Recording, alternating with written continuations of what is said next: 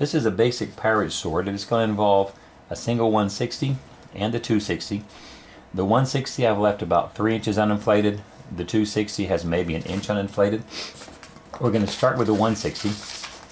What you're going to do, we're going to take, let's do it this way first, it makes it a little easier sometimes.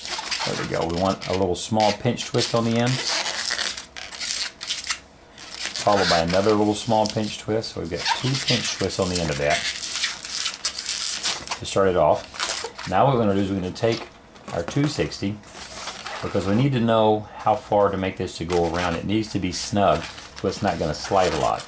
So what you want to do is I'm measuring so that I'm going halfway around the 260, which is going to be a bubble. For me, it's about 4 fingers wide, about 2.5 inches. But that needs to go just about halfway around the 260. And now we're going to make 2 more small pinch twists,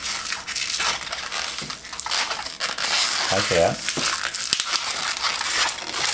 And what you have is 2 pinch twists, a bubble that'll go about halfway around the 260, 2 more pinch twists, and we're going to make a fold twist so that when it's folded, it's, for me, about 3 fingers or so, give or take a little. And we're going to lock that into those 2 pinch twists so you get a fold. And then we're going to need another bubble the same size as this one here. And once you've got that bubble, grab your 260, and you're going to come up on it about 8 inches or so. For me, that would be about pinky to thumb. You're going to wrap that around and then lock that back into those first 2 pinch twists, securing that in place. And you can see the reason we measured, we wanted that so that's fairly sturdy. It's not going to be slipping up and down when the youngster is running around getting wild and crazy with his sword. Now what you want to do is squeeze the air in your 160 so it's a little softer. And I'm going to fold it over and find the midway point. It's about halfway, just like that. And I'm going to twist that into 2 equal bubbles. Then I'm going to come up here on the other end of my 260. We're going to take those 2 bubbles and lock that in at the base of that. Then we're going to take the nozzle on the end of our 160. Turn that so you can see a little better. You can see where I've taken and gone to the back, locked it in around that, and then I'm going to take the nozzle and come back up to these 2 pinch twists up here and just twist the nozzle that we have left over into that.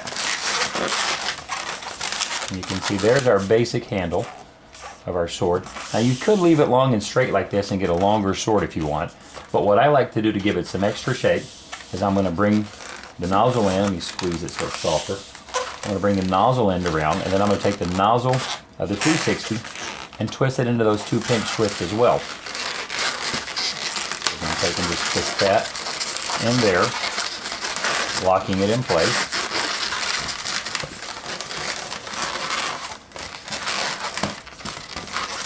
And you have an option here. I'm going to take and kind of squeeze it like this, bring the shape, and then I'm going to come back from the front here. You don't want to go to the very end because we want to get with that cutlass shape. Squeeze up here on the top. And then give this a little squeeze down here. Now you can leave it like that if you like, to get a big broad blade, if you want. Or, another option that you can do, straighten it up just a little bit, you can take and put a couple of glue dots in along here to bring it down. Let me show you how that works. This gives you a couple of choices again. Choices are always good. I've got a couple of glue dots here. I know you can't really see that on the camera very well. And I find it's easier if you separate them so there's one glue dot on each little piece of paper. And I'm going to put one right up in here. Put it on one side, peel the paper off. Just give it a good squeeze. I'm going to take the other and bring it down along here. Do the same thing. Lock those together. And you can get where it's going to hold more of a shape like that. And there's your basic little simple pirate sword.